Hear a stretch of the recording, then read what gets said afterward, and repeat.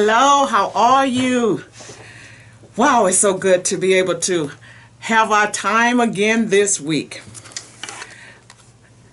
What if I were to tell you, just right off, that if you were to talk to the Lord about some of the things that's on your mind, that's been bombarding you for years, that He would look at you with an incredulous look, and then He would say, I don't even know what you're talking about.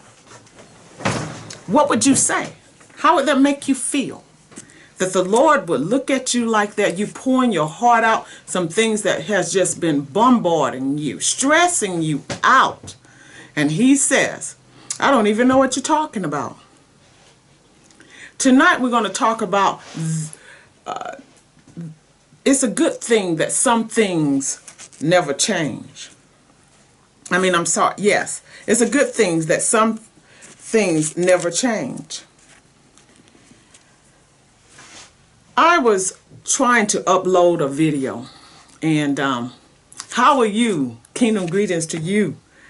I was trying to upload a video, and I knew that everything was intact, and this video would never upload, and continuously hour after hour, and had gone on to now it had become not only 1 day but 2 days. Video still never uploaded, and I couldn't understand why not. Now a part of me, yes, in the back of my mind saying, well, they did give me the format that says that if you have an MP4, it would go in immediately, it'll upload quickly. And I'm thinking, okay, well, it's still going to upload. They understand. And the video still never uploaded. On every other platform it uploaded, but except for this one. And I said, wow, I just cannot believe this. But then I had to be reminded that the instructions were there. And I'm getting upset. I'm just getting frustrated. This video did not upload. Come on now, really? Then after that had happened, I'm frustrated about that. I started checking my emails. I looked at my emails, and I was about to send a photo to myself. And as soon as you know yourselves, when you click on your email, whatever addresses, other email accounts you have is going to show up. Now that would be okay, except one thing. One of the accounts that keeps showing up is one that I had deleted several years back. But it shows up. Not only did that account show up that I had deleted, totally had closed out, but messages were there that had been deleted years ago. Was not on my accounts before, wasn't in the lineup at all, was not in the queue, and yet it was there.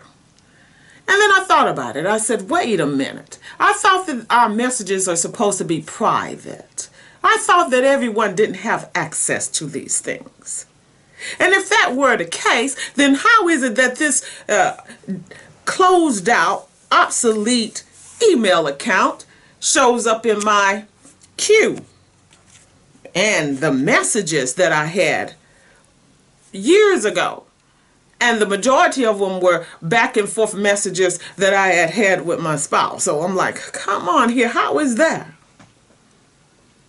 Intimate details in the messages. I said, so how is that? Then I said, well, look, I had forgot about that. I hadn't thought, and there was some wonderful things, photos and different things. It was nothing horrendous, but the fact that it was still there. And I've forgotten about that. The same thing that I felt at that moment, like, why are they bringing this back up? It's gone. It doesn't make any sense now to even bring this account back up, because it has been deleted. It is obsolete. I no longer have anything to do with that. That's the same thing the Lord is saying to us when we bring up things that we have asked Him to forgive, and He already has. When you bring it up again and it's bothering you, and you keep saying that Lord, I really need you to fix this. Or you going to someone else and you talking to them about things they have forgiven you over and all of these things. Then they look at you incredulously and saying, wait a minute, what are you doing? Yes, it's still in the memory. And that iCloud, it's amazing because it's these new technology is wonderful if it's used properly. Yes, I need to be able to send files to someone else that's nowhere near me. I need for them to be able to see something at the same time and we can edit those things. I need those things. I need a file that's going to drop. Actually, I can just upload large files and transfer them into what they call a Dropbox. I need all of that stuff. It's convenient for that moment and for that purpose, yes. But what I don't need is for them to bring up stuff that I have outdated, is obsolete, I have closed out. It's no longer relevant to me. And that account really bothered me. It's like, how in the world? Why did they bring this back up? It's not even relevant to what I'm doing now. It has nothing to do with me right now. Greetings to you. I just don't understand it. It's like, come on. It made you feel a little bit violated at first. Who's going into my life and trying to find something out? What is it about me that is so spectacular that you have to go in there and bring these things up? And then sometimes we can think about that in our lives too. Okay, wait a minute. Maybe we had a situation where our name, our family name, we might have some that's sure enough gangsters, major players, and people might not like the way they conduct themselves, and then they link you in with them because they know that your name is the same. You have the same DNA, so they put you all in the same pot. You know, we always say that we have black sheep in the family. That's I don't like that terminology because we realize that in nature, generally the mom, if she has a particular sheep that is black and all the other ones are not, she sometimes would shun that sheep. But I've seen also in nature where another mother would take that sheep up. So in nature, that's also in the spirit too. But just think about it. You being placed in a pot with everybody else because of what they did. You had nothing to do with it. Or someone else is being placed in the same pot with you of things you might have done long ago and you've gotten over it, but yet they had not. What if that was still, every time you turn around, it's there? Isn't it wonderful that the Lord is not like that? There was a time that he said that the sins of the fathers would be on the children and the children's children. Then he changed that. There's some wonderful things. Sometimes we have to have change in our life, and that's a wonderful thing. New inventions, new methodologies, all of these things is wonderful. Even a change in our behavior, change in our atmosphere, change how we conduct business, change how we see ourselves, change how we see other people. But then there's sometimes when he does a change, when he does something brand new, that becomes eternal. Every time, every moment, whatever he's at, it becomes eternal until he changes it again. So if he can change his idea of things, we should be able to also. Let's go to this. It says in Jeremiah 31, we're going to go to read these few verses really quickly. The new covenant. Look, the days are coming. This is the Lord's declaration. When I will make a new covenant with the house of Israel and with the house of Judah. This one will not be like the covenant I made with their ancestors on the day I took them by the hand to lead them out of the land of Egypt. My covenant that they broke, even though I am their master. The Lord's declaration. Instead, this is the covenant I will make with the house of Israel after those days. The Lord's declaration. I will put my teaching within them and write it on their hearts. I will be their God and they will be my people. No longer will one teach his neighbor or his brother saying, know the Lord, for they will all know me, from the least to the greatest of them. This is the Lord's declaration. For I will forgive their iniquity and never again remember their sin. Did you hear that? For I will forgive their iniquity and never again remember their sin. This is what the Lord says. The one who gives the sun for light by day, the fixed order of moon and stars for light by night, who stirs up the sea and makes its waves roar. The Lord of armies is his name. If this fixed order departs from before me, this is the Lord's declaration, only then will Israel's descendants cease to be a nation before me forever. This is what the Lord says. Only if the heavens above can be measured and the foundations of the earth below explored, will I reject all of Israel's descendants because of all they have done. This is the Lord's declaration. So Jeremiah was getting a word from the Lord, and the Lord was showing him. It didn't matter. Yes, in times past, they were so hard-headed. Yes, I really wanted to deal with them. I wanted to tan their tannies. And he also wanted to wipe them out, and had to in some cases, because he said they're just too stubborn, too hard-headed, just don't want me. But then he says, because of his compassion, we know this.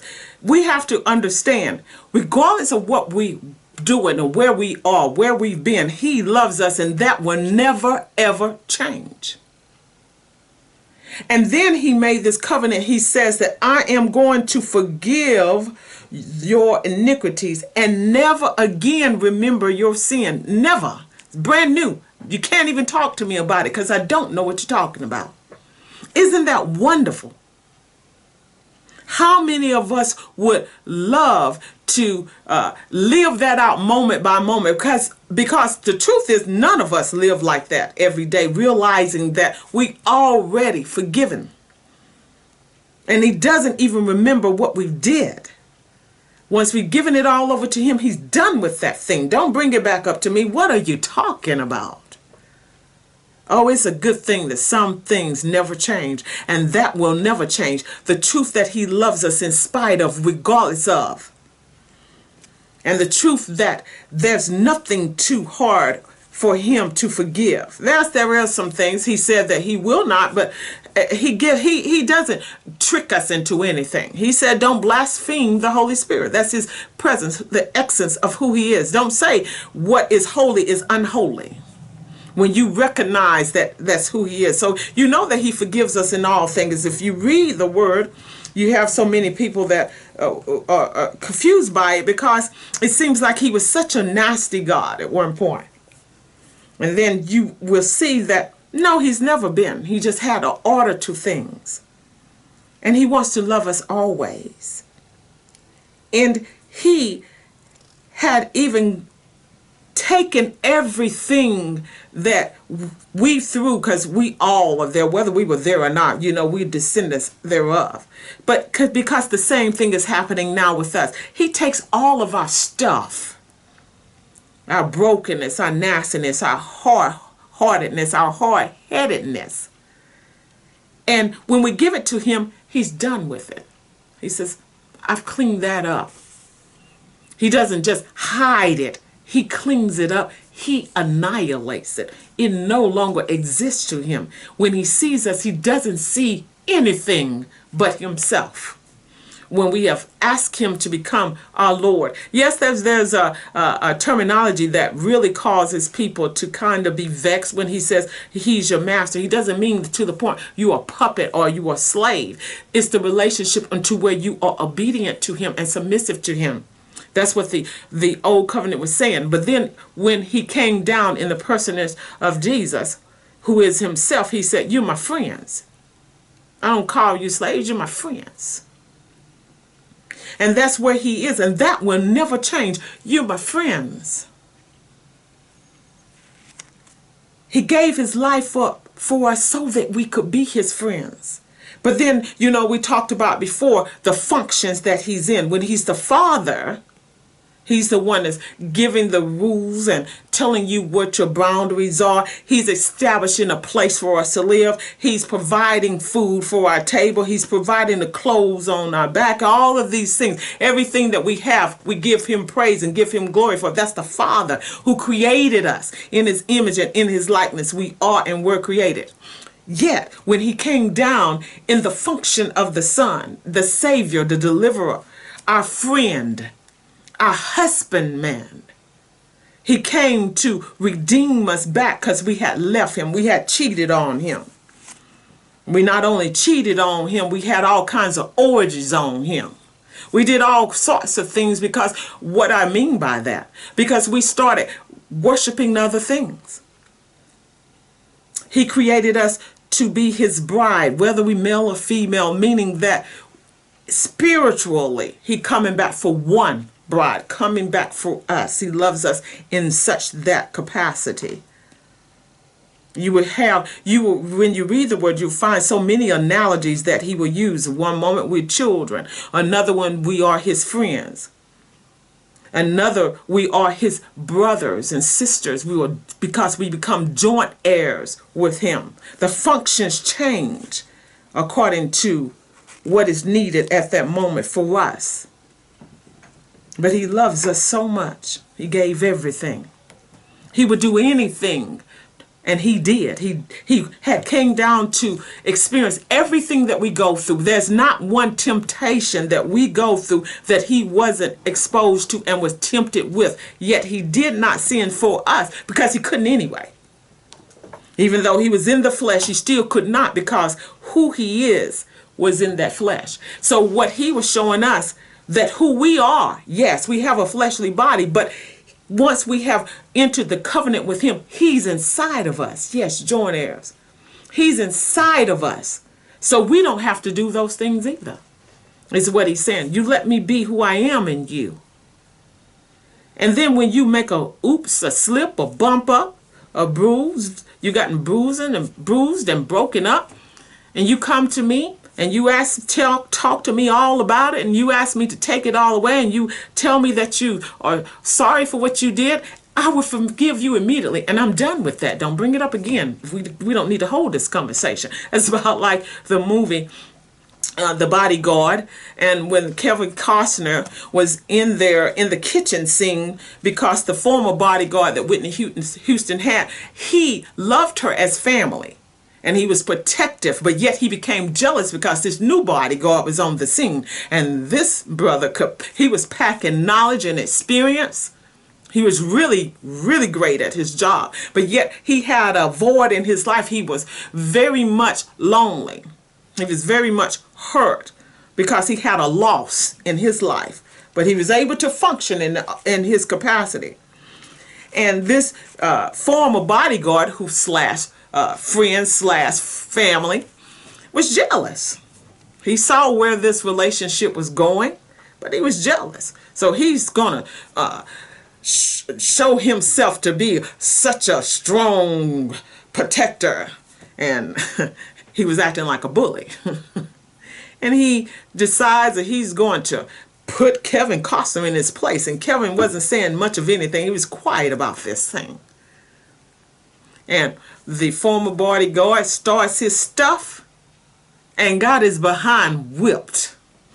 I mean, Kevin just slid him right across that aisle and in the kitchen, dishes flying all over the floor, just breaking things up. And then when he's done with him, he sets him up and he says, now, we won't have this conversation again. That was the conversation.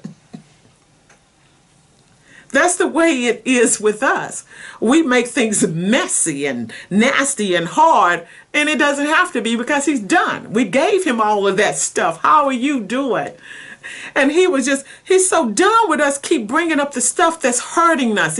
We so much in pain. We are longing to be loved, and we feel rejected. We feel as if we are ostracized. We feel these things, and maybe at one point in time we've had some anger, and yes, it was legitimate because someone took us to the ultimate level. They dangled that last reserve nerve and they kept scratching on it, and we just couldn't take it anymore. Yes, we might have done some things that just really have caused us to not even want to think about it ourselves.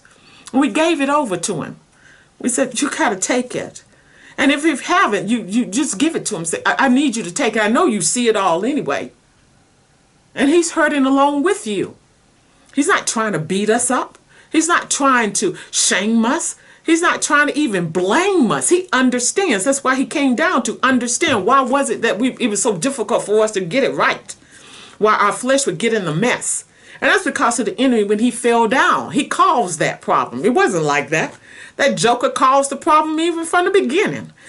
Trickster. And from that point on, the Lord has always understood. We just don't understand that he understands. And we think that he's out to punish us, even though at the same time we don't want him to. And he's not trying to. He understands completely everything we have done, any thought we have, even if it can go to the vilest place of places. He still forgives and understands that you have an enemy that's coming to attack. You have an enemy that's trying to destroy you, trying to make him look weak, trying to make us look small, make us feel insignificant, make us feel abandoned and unloved. And those things are lies. There's some things will never change. We talked about the fact that the truth is, because we realize that fact's not always truth. But the truth is, he will never, ever stop loving us. He will never, ever stop trying to get us to be trusting of him. We can respect him, yes, and we can even adore him from afar. We can even love him, but we can't love him completely if we don't trust him. One moment of doubt is sin to him because we have to trust him. So it just doesn't, he can't comprehend why we don't.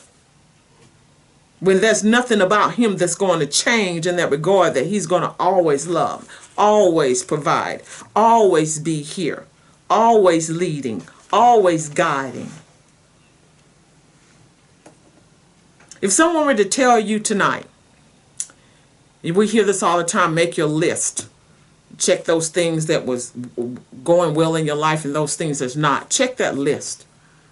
But I don't want you to write, just get on that list and just write all these things, pour it all out, all of the things that you just don't want anybody to know about, the things you don't even want to think about yourself. Write it all out. Just imagine yourself doing that right now, just pouring every bit of that out. And just as you were going, replaying these things and some of the things you thought you had forgotten, just immediately give it over to the Lord. Just picture yourself just taking a bag of garbage and all of these things and just full of all kinds of nastiness and brokenness and things you can't even use anymore, and throwing that thing in somebody's lap. And then that person not even getting angry, smiling, setting that garbage down, embracing you, hugging you, telling you how much that you are loved and you are cared for. That regardless of what, this means nothing. This garbage is just garbage. You are my prized possession. It's not going to change anything between you and I. All of that stuff that's in that bag, yes, I know what's in there. I know what you put in there. But you know what I'm about to do with this? And then you watch that person take that thing and just destroy. I mean, just burn it all up. Not a trace remaining of it. You can't even tell what was ever placed in that bag or bags. And then when they come back to you, they hold a conversation with you as if that never took place. They saw all of that. They smelled that reeking, dying, decaying, all of that stuff. Saw it all. Burned it, got rid of it, washed you up, washed themselves up, and sitting down and having a lovely dinner with you as if that never took place. And not because they're crazy, but because to them it doesn't exist. That's the way the Lord is. Some of you are probably some of the most brilliant of scientific and mathematical minds. And you know the science of the space-time and all of these things. And you realize that time here that we have here on earth is totally different than outer space-time. You know all of these things. But the Lord is not limited to any time. We are. So anything that we see is limited to what we remember in that time. When we give it to Him, we actually throwing time into immortality. He cannot see it. Time can never catch up with immortality. It will never. He'll never see it again because He reigns in immortality. So many science fiction movies, and they talk about traveling through space, time changing, and space travel. And the Lord operates in a realm that's not even in any of those things. He's watching all of this take place because He created it. And what He was saying even in that word, if the fixed order, the way that I did the elements, how they have to operate, how the moon and the sun operates, how the stars give light by night, how the sea has to come up to a certain point and go back again. If all of the things that I created with a certain fixed order could be changed, then I can stop forgiving you. I could remember all of your stuff if that could be changed. And He's letting you know you can't. You cannot change what I have already set in place. Then He went on, He said, if you could measure the heavens above, literally measure, not just trying to go through time and space and trying to see if other beings on other planets. He's saying my fixed order of things, if you can change it. We are just now finding out more and more about His creation, His wonderful creation. But He said, if you can change that, the way I set the stars in place, the way I did the sun and the moon and their functions, if you can change, if you could even measure the heavens, completely measure it. And then if you could really explore all that there is inside of the earth beneath its circumference, everything is depth, everything is weight, all of these things, if you could really do that adequately, then I could not forgive you. So it's just letting you know He can forgive you of everything, and He will forgive you of everything. It's done. You gave it to Him, done. You had a fight with your spouse. You had a fight with your significant others. You might have done some things that just really people telling you you'll never be forgiven for. Maybe you even took a life. And they telling you can't get redeemed from it. He's saying, no. He forgave you for everything. I'm not even mentioning that anymore. I don't even know what you're talking about. Don't even bring that stuff up to me. When you gave it to me, it was done deal. I'm done with that. I see you. I see me. That's it. I love you. We together. We loving each other. That's what we're going to do. We got this relationship going. Nobody's going to take you from me. Don't let anybody take me from you. Don't even allow that. Don't let anybody come in here. We in. And that's the way He is. There's nothing. Think about it. If we can just get that through our heads, there's nothing. Such is my thing. Y'all pray for me about that too now, because I'm working on this. Wait. But anyway, believe me, I'm not to the point I'm depressed and all of these things and I can't function, because I know this. This may sound arrogant, but this old woman still looks good. And it's beyond looking good. She feel good. She knows that she is good because of who the Lord is in her. That's the way it is for all of us. We might have some shortcomings. We might have allowed some things to come into our lives. But He doesn't stop loving us. He understands all of that. And when we give it to Him and we really walk in the truth that when He sees us, He sees perfection. Absolute, complete, utter perfection. That's hard to grasp. Think about it. That's the way He sees us. Because He sees Himself. He sees His love in us. He sees our love towards Him. He sees His creation, and He didn't create anything that was junk. That's what He sees. Oh, it's such a wonderful, wonderful wonderful time. We see all of this stuff going on. The news really gets on your nerves. I know it does. All of this same old things. They can't let stuff go. We're talking about the media. We're talking about obsolete email that showed up. That means somebody programmed it. Somebody had gone and found it. Why? I don't know. Maybe because part of it had my maiden name on it, and my new email has both my maiden name and has the married name and all of these things. Maybe they want to link those things. But when I closed an account, I really didn't care what emails were in there. It was done. I had already seen those things years ago. We're talking about years ago. At least 3 or 4. And it showed up just lately, as of late. And I would not have known that they were there. I just happened to see the former email address in the queue of all of the other accounts. And I started deleting things, and I saw them. All of these old emails. I said, now somebody had to go and get that. Why? I don't know. What was the purpose? That happens in our life sometimes. We have gone on past stuff. We are living our life now.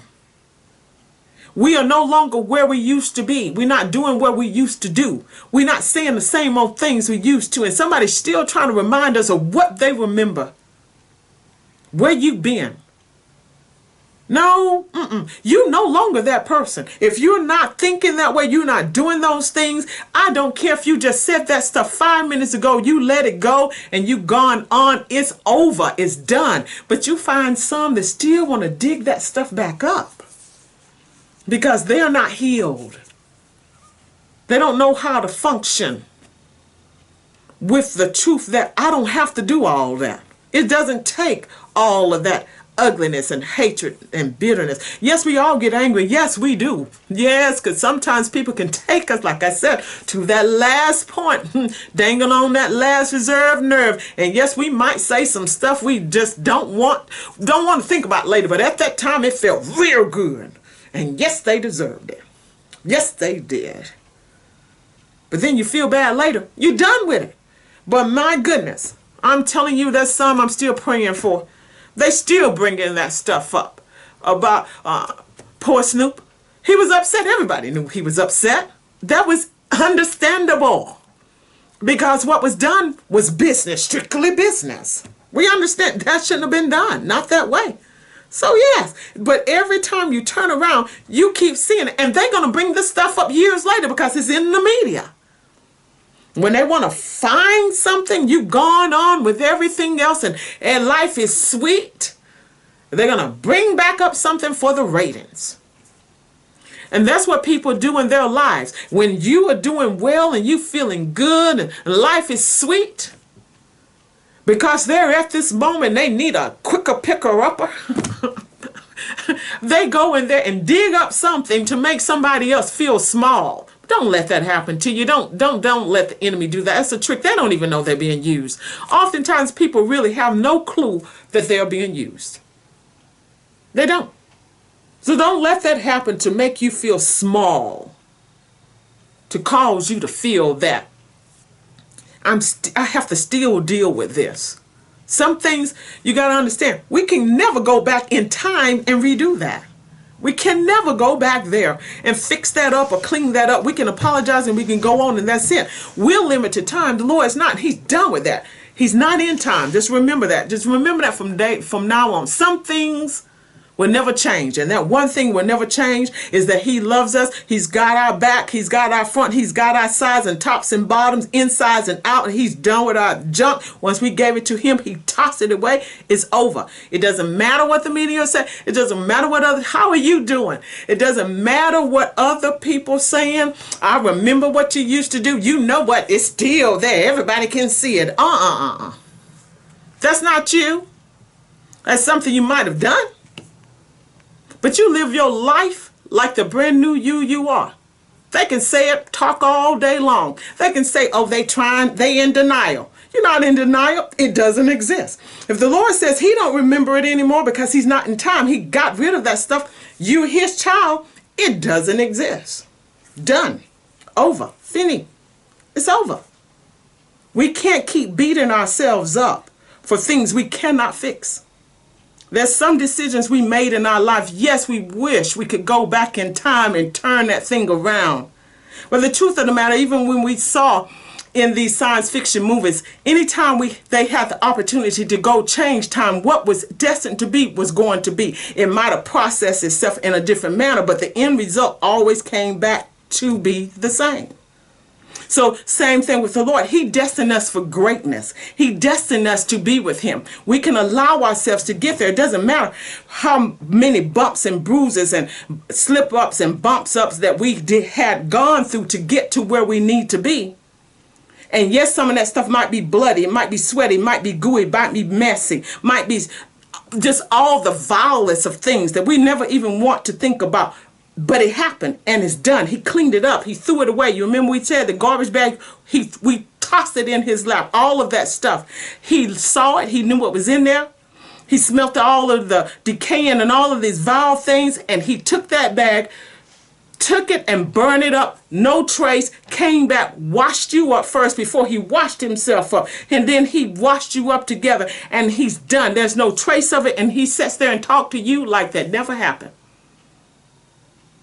That's the way it is. That's the way it's going to be when we allow it to be. We can't keep allowing ourselves to be halted, hindered from the greatness that he placed inside of us, creating new ways to feel great. We don't have to do that because the greatness is inside of us. And we can let that stuff go. When we really get to that point, when we understand that we are great for real, we don't have to buy it.